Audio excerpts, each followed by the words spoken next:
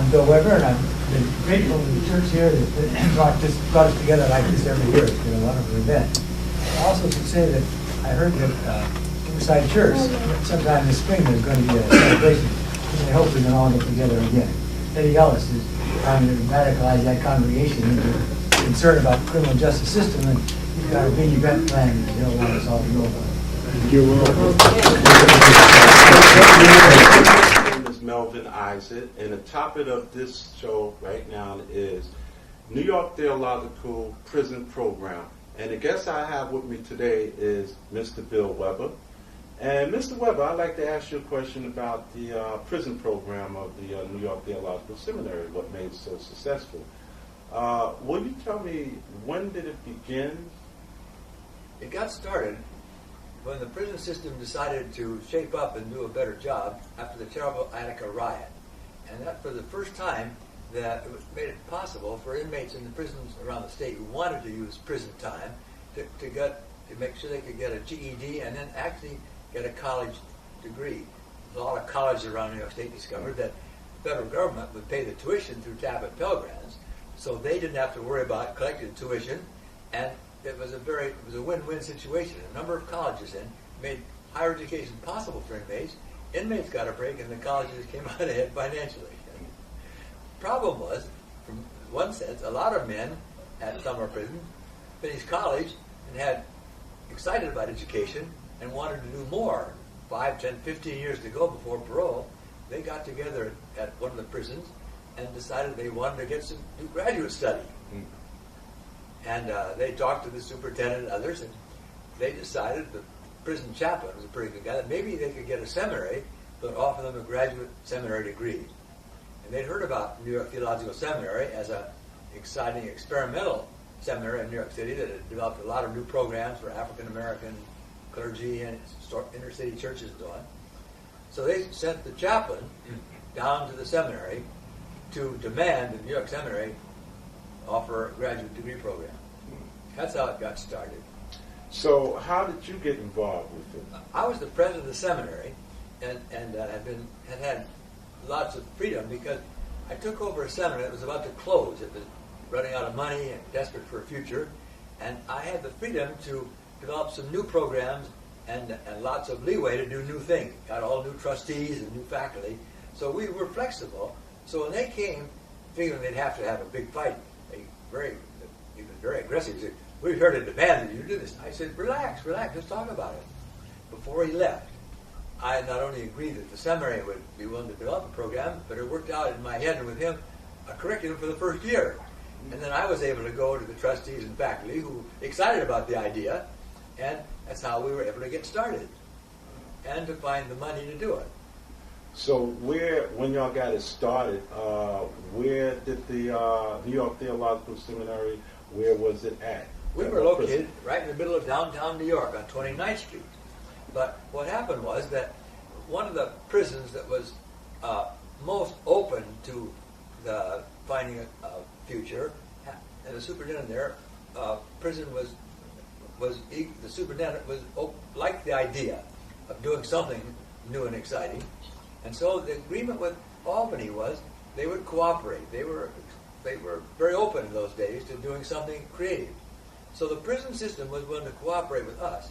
The deal was that they would transfer 18 or 20 men from all over New York State whom we had accepted through a tough admissions process. They would transfer them to Sing Sing, and for a full year, their total assignment would be to the seminary to be involved in a very demanding year of graduate education.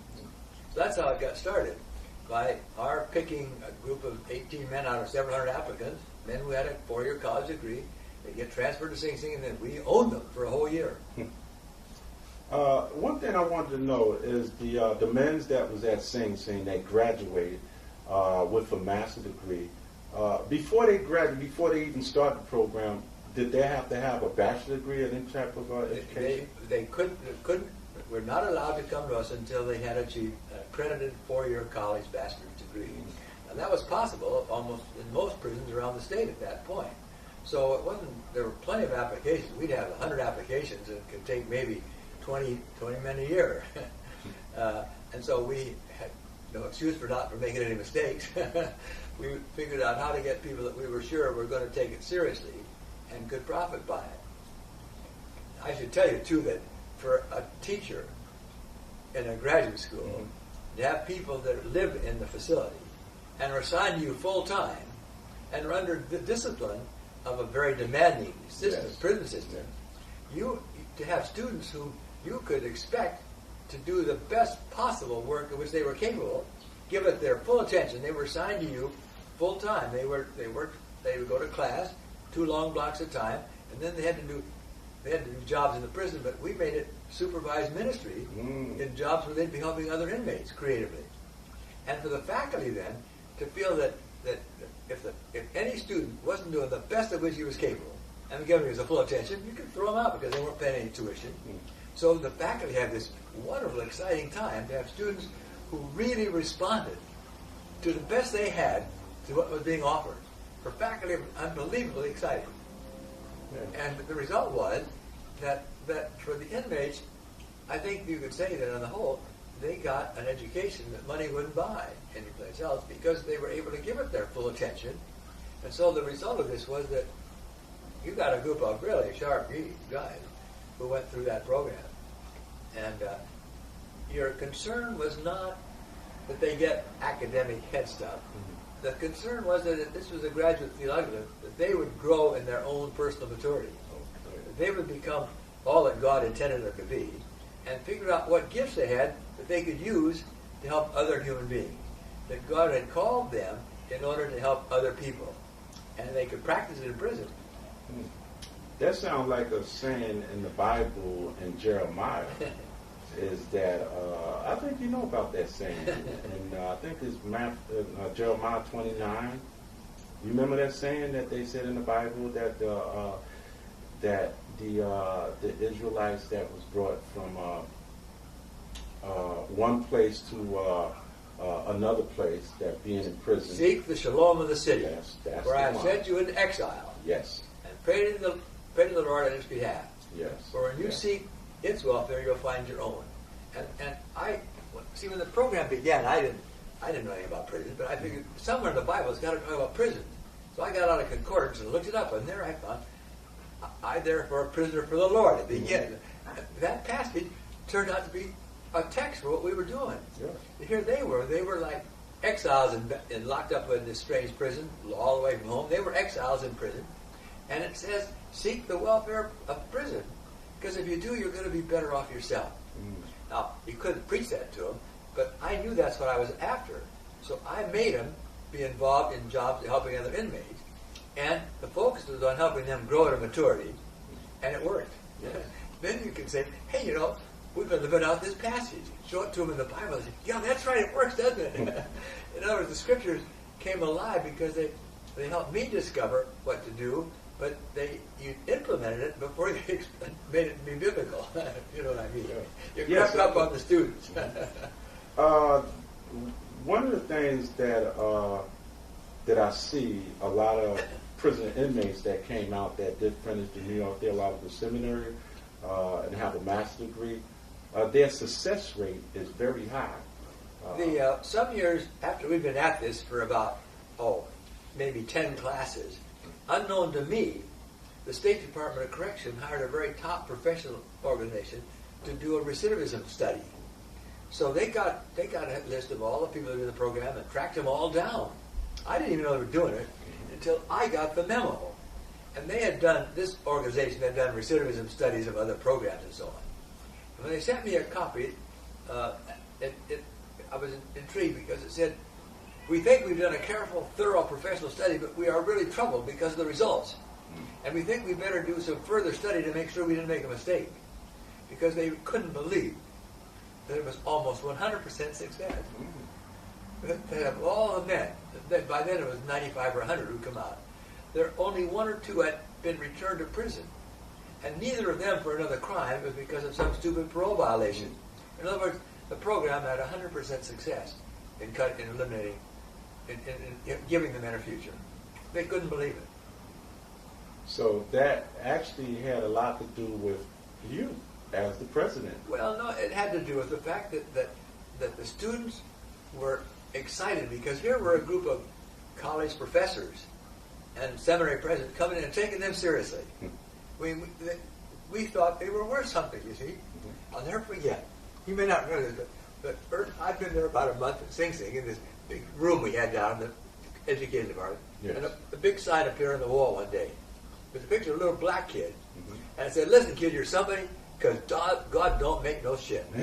Well, yeah, but that said it all, you see. Yes. In a sense, these guys, from the time they'd been born, I discovered most of them had been brought up in poverty, in schools that didn't give them a chance, in broken homes, and they had to survive. Here they were, suddenly, they were taken seriously. And here were these outside professors coming in and giving them a whole day a week. And here was the whole institution taking them seriously.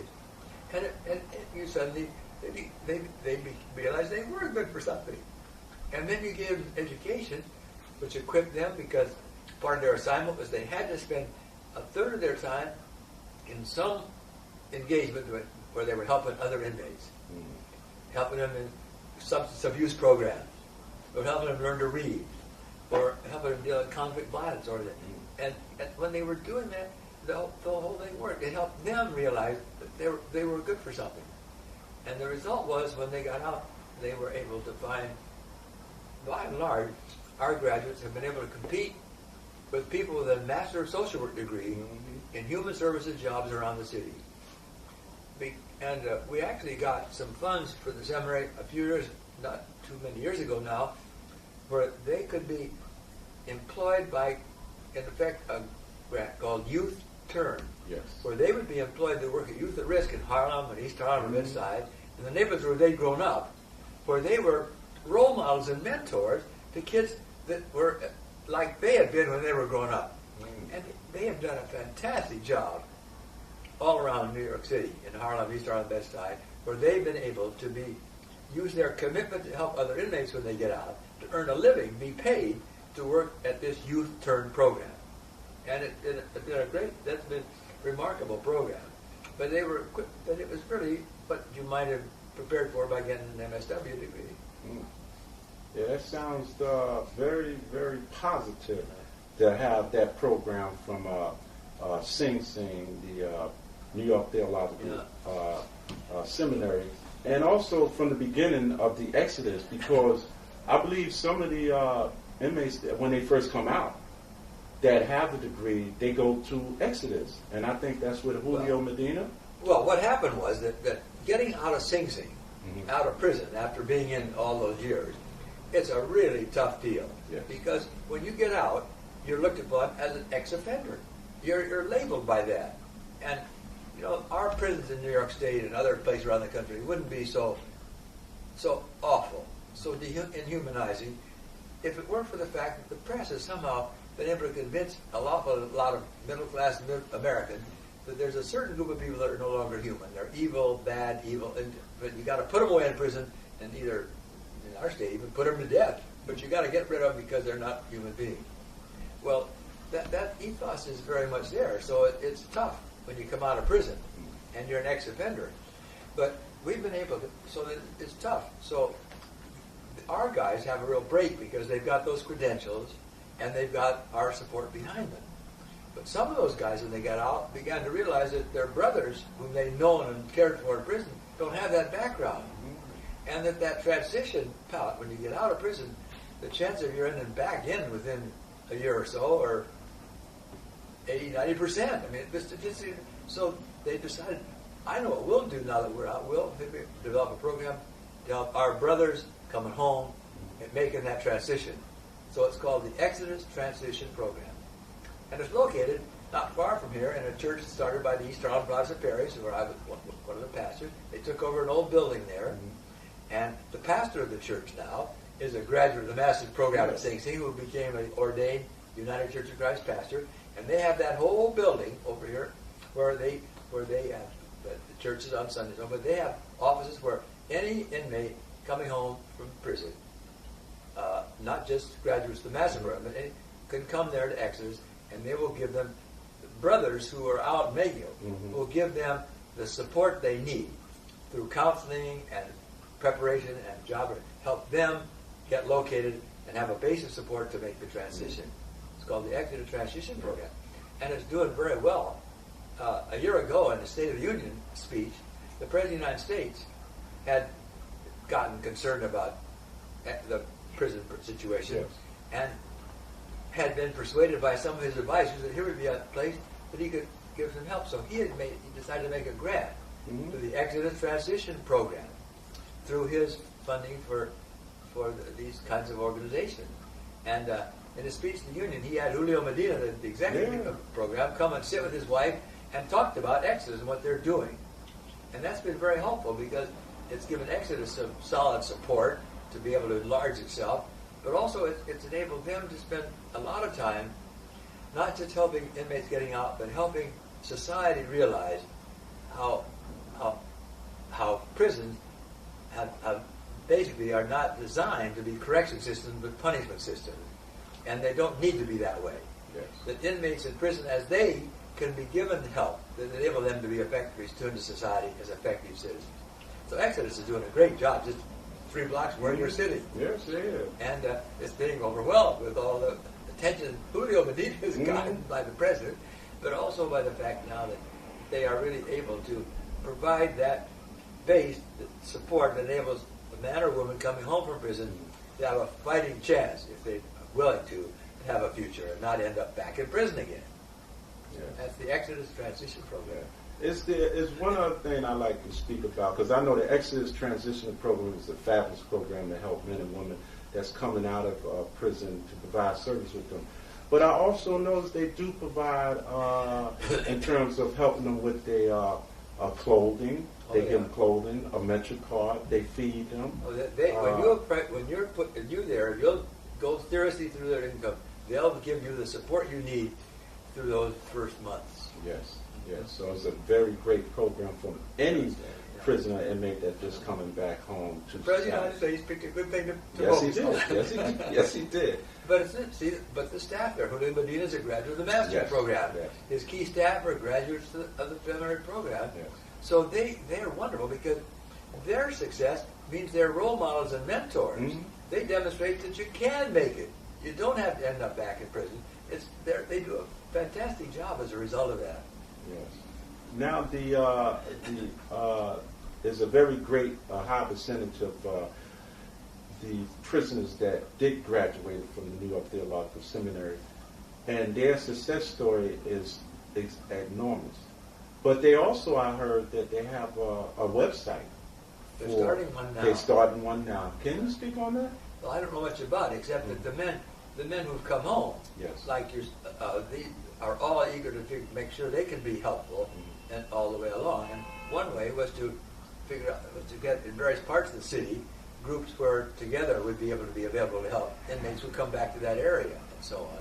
And then they also want to keep all the graduates and men who come out like to be linked together for mutual support over the years.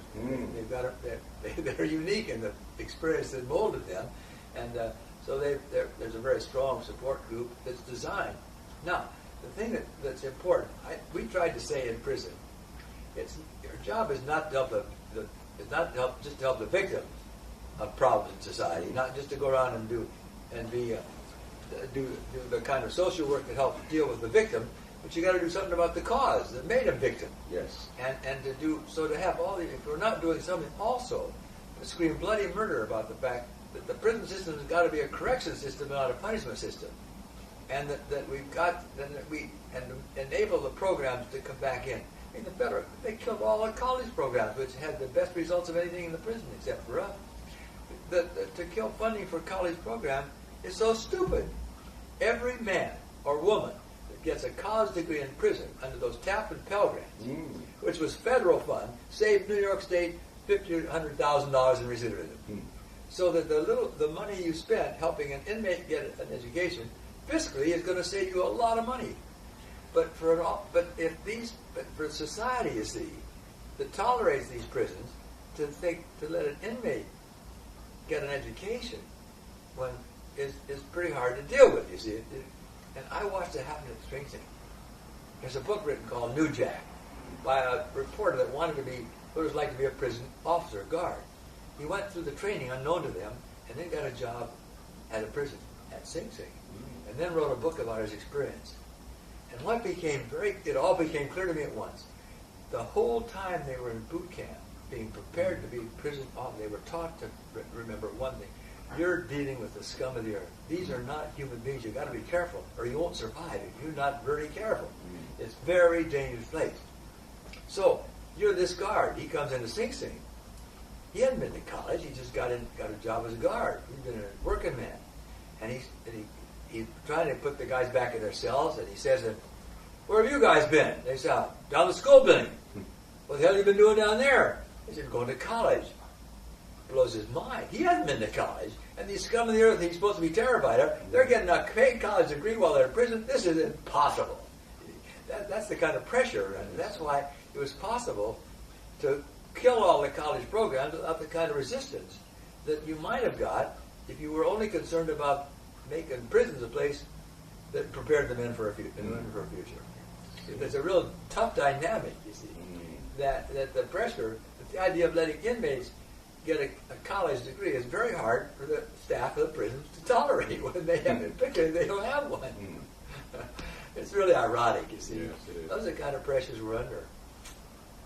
Yeah. But when they killed all the college programs, which there are some still have survived in New York State, thanks to the colleges digging into it, finding their own money to do it, instead of being supported by the federal government. When they killed the college program, the superintendent at the prison called me up and said, Bill, how can they do something so stupid as this? You see, you got 6 graduates here. Why can't they offer courses to other inmates? Well, I said, why couldn't they? Now, you can't have college courses being taught by inmates.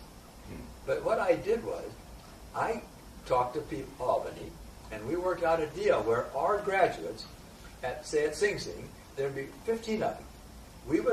They would offer a year of courses like the ones they'd taken. And I would get volunteers to come in from the outside, civilians, to be the teacher. Though the inmate might do a good deal of the instruction. But it was a real model to have an inmate teaching with a white suburbanite coming in to teach. And we were able then to work out a curriculum that colleges have been able to accept as college credit. So that superintendent moves to another prison and calls me up, Weber, I want a program here.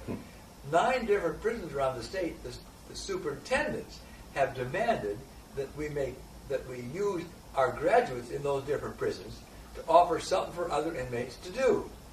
So that's wonderful for the guys, but I've also had to get civilians to be the teacher in every classroom offered in these 4 different prisons around New York State. New York Seminary wasn't in a position to offer any more, to take on all this. It's too big a demand. They just have to fund that one program. It's hard.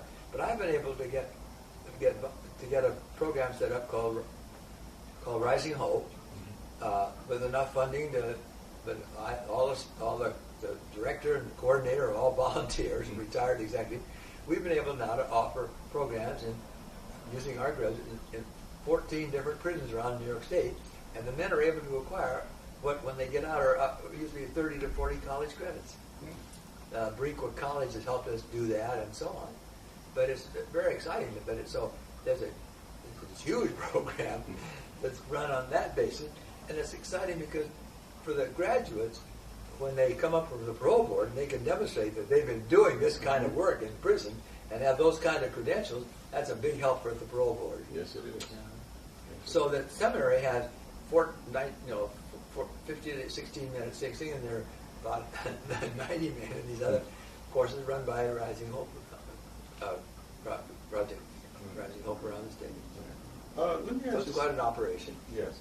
One thing that was just still in my mind in terms of the New York Theological Seminary that's at Sing Sing, is that the only New York Theological Seminary in the country, or in the state of New York, that's the only prison that have New York Theological Seminary for master degree for prisoners? I think what New York Seminary has done is pretty unique, because it doesn't sound, most seminaries, it doesn't fit their charter or what they're fine. Seminaries, basically, Protestant seminaries in Cali are designed for one purpose: to take men and women who are committed to ordained ministry and want to get and have the credentials and want to go on to a very demanding graduate degree. and only at New York Seminary, where we'd had the freedom to develop a curriculum for inner-city storefront clergy without demanding that they have the college, continuing education for lay people and so on. We had the flexibility to, that was our whole function, was not to compete with what other seminaries are already doing, but to meet needs that nobody else will touch. And I think prison, you'd have to say, would continue to be a need that doesn't fit the kind of definition of most seminaries. Their job is to train men and women who made a commitment and are preparing for ordained ministry. I don't assume that any of the inmates in any of the programs I've run are planning on being ordained clergy, because that's too far down the road. I hope some of them will, and some of them are. And the pastor of the church I'm a member of is a graduate, and so on. But the point is that a seminary has to have a different. Our job is to take the needs for graduate theological education of those that otherwise wouldn't have any option for it. So New York Seminary had the freedom to do crazy things from the point of view of the establishment. And you don't expect other seminaries to undertake that, though I'm sure that there are some where there were openness to it on the part of it could happen. But it's not how seminaries understand their own vocation. It doesn't seem to fit what their calling is. But Union Theological Seminary has been implicated in helping develop something like that around this. So what I'm hearing that and Sing Sing is the only one throughout the state prison that has a New York Theological Seminary. Well, that's not the program that I'm running now. We're in 9 other prisons, in 14 prisons. So we're not providing seminary degree. We're providing college degree. Okay. So we're filling that. We are doing that around the state. And I say there are 3 or 4 more. The superintendents like the idea because it has something that keeps inmates occupied and something that's creative. And what's good about it is, though, you see, I have no problem to getting volunteers to come in and help out, because I don't know any place that someone wants to be involved in helping others, social welfare, human services, where the rewards are so great, where you can see men come alive to discover a sense of their own humanity and grow in their own self-esteem and develop their own. There's no teaching available that's as rewarding as this, where you can see the results that are so dramatic.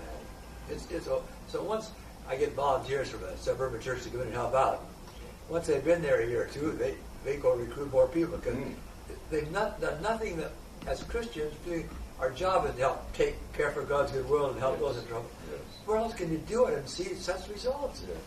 You can't do it in charity programs or food pantries and so on. Here, every hour you spend pays off in terms of a human being becoming more able to use his gifts that God gave him. It's incredibly rewarding. And that is a saying in the Bible in Matthew that I think it's in 25 that I guess that's the judgment day. Sure. That when I was in prison, you never came to visit me. When I was thirsty, you never gave me water. If I was when I was hungry, you never fed me. So that all falls into it. So this is, very, very humble, very charitable thing to do. When you seek the welfare of the place God puts you, you find your own, find meaning in your own life. No question about it. That passage is very helpful. But in terms of the funding, for books and materials for the inmates to study into that, is that, do you have a problem with that, or do you need more? Well, it's a continual battle. Okay. But once you get a congregation, in these Westchester community involved, then they, the people, the volunteers that are working there, make sure they got what they need, and that helps. But also, we've been able to, you have to keep working at it, but the resources are there. Once you get the volunteers, then they tend to get their churches concerned about it. And then all over Westchester County, people are aware, once they begin to realize how grim prisons are, you find that you are able to invoke a real sense of concern for it. And so it's been several major foundations have been a big help to that in the city. And then we've been able to, lucky to have found some real good number of major congregations that really have made significant contributions to continue. Broadway Presbyterian Church, First Presbyterian Church, a number of the big churches around the city, and recognizing that these are the people that we're ministering to are New York kids. Most of the prisons in New York State are filled from New York, Harlem, Delhi, Bed-Stuy. That these are kids that our city failed, public schools failed, and so on. So a number of the congregations have been very open and sensitive about that need to be supportive of these programs, and it's been particularly helpful when people like yourself come out. Yeah. I get invited to lecture at a church or speak, come along with me, and then they don't believe it because the image of an ex-offender, you don't fit it. You're a human being, and then you tell the story of how you ended up there and what it was like. That's the most powerful. It'd be anything I can say to see you as a real human being, but got put through this by our society is very persuasive if you got any capacity left. So that I wherever I go to, when I'm asked to give a lecture or something, I like to take along a couple of people that are graduates of the master's program who spent 20 years in prison and can tell the story of what it was like, because that's believable. They can hear it from me, but that's whoever talking. But when you're an authentic person, when you tell them who you were, what you went through, boy, that's powerful. So I've learned that as a very impressive part of our job. It's not to get support for the program, but to change the system which sends these men sends you to prison. I mean, I got to have as much concern about that as I have about the program, and use every opportunity I can to talk about the fact that it's punishment, not correction, and it's easy to make it corrections. And for God's sake, that's what God wants us to do. Is to make every opportunity available. And it's so painful to see how viable it is, how prisons can be correction systems if you want to do it. And when they have when the prisons do that, the results are dramatic. Yeah. So, Bill, tell me now, what are you retired from the president from the New York Theological Seminary, so now what would be your name? You're President Emeritus? I'm President Emeritus of the New York Theological Seminary. Yes. And former professor at Union Theological Seminary. But I'm now I'm the chairman of the Exeter Transition, of the Rising Hope Ministry, on the board of that. Now, see, interesting, I don't know if you heard this or not, but I came across a fascinating article once by a man I knew, much involved in social media. He said, well, we clergy, we never retire. These are our discretionary years. When we do the things we're good at and where we're needed and like to do, and we don't have to do any of the junk any longer. Well, I still have the fundraising junk, but I'm involved in 9 different in all these different prison programs, and I have a phone bill. I don't mind it, but about $100 a month from collect calls from our graduates around the state, who and then I probably write 15 letters a week for the parole board, and so you have a real ministry still going with the men getting out. And then I have an office in Exeter where I see you guys as you come home. I'm still right here in the community for a little while longer. Yes. Well, that was very exciting. Your story about the New York Theological Seminary and who you are, and the success of all the alumni that came out of New York Theological Seminary from Sing Sing, and what they're doing now, and your insight on it. Very, very, very great. Very they're a great bunch, and it's amazing in the different things they're doing all around the city. Yes. The Exodus program and the Transition program are wonderful ways to make use of them, because you guys are mentors and role models in Harlem, East Harlem, Bed-Stuy, in a way no professional can be. Yes. No white middle-class suburbanite. Yes. You have a unique role to play. Well, in my sense, because I came from Sing Sing, and I met you, and you got me into the program. and it became a success. So I always look at you as my mentor at all times. I'm glad you accept that. Yes, and even when I came out, is when I first got the job with before I got the job with the youth term when I was with Exeter, is how you mentor me and talk to me and counsel me into, the things to do. So, I'm really proud to be with you and your character, your integrity. As I say, from our point of view, you can win, but don't worry about it. But it's such a rewarding place to be. Yes. There's no place. I don't know any clergyman that wouldn't envy the results that you get in this program. In spite of yourself. No, it's just providing a context in which you can be what God wants you to be. Yes, it's providing the context. It's not that you do something that's unique, but you make it. You set the way in which you can be what God intended you to be, and it happened. And it's exciting to see it happen. Well, Bill Weber, I'm very appreciative. Well, and thank you very much for the interview. And so that's it for our show. Thank you very much for listening. My name is Bill Weber, and I'm glad to welcome you here.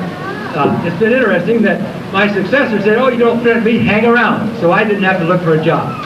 And we want to welcome you here on behalf of the seminary. This is the most exciting thing, the most creative program any theological seminary in the country runs. 2 weeks ago on National Public Radio, there was an 8-minute program in which a number of these men were heard speaking. And we have had phone calls from all over the country because people are delighted to know that a seminary would actually be having a program like this. And we say it's because they're the most exciting students you could have in a Protestant seminary anywhere. So we're glad that you presented them to us and that you came here to help us share in what is, without doubt, one of the great celebrations of the year in New York City or anyplace else. They're a remarkable group of people, and it's a joy for the seminary to have them now become our distinguished alumni. They'll be scarred with that mark for the rest of their lives. So welcome to this occasion, and I'm sure President Howard will be here to say a few words a bit later on. Now, we couldn't operate here, obviously, without the cooperation of the facility staff. We've been blessed from the very beginning by superintendents and staff who have made it possible for this program to function here effectively. Quite frankly, it has to be at Sing Sing or we couldn't have it. Because to be in the program, men tend to have been in the prison quite a while because they had to go through high school and get a college degree. That means that many of them are medium security. And this is the only prison I know of where you can live up the hill and be maximum or across the tracks and be medium. So it's the only place we can have this kind of a group of people. It's ideal. But fortunately, the facility staff here, beginning with Superintendent Greiner, Dep. Grant Keene, and especially the person with whom we most intimately relate, Dep. for Program Elias Carrillo, have made this program possible. I can't imagine many facilities allowing an event like this to happen with all the imposition it means. So we're very grateful, and he's here to give us greetings on behalf of the administration. And we ask, dear God, that you bless this joyful occasion, always celebrating with us in our joy, and helping us, dear God, and nurturing us through our sorrows. But, dear God, this day of joy, reach out and touch us so that we may all be part of this assembly. This we ask. In this day, in this time, in this place. Amen.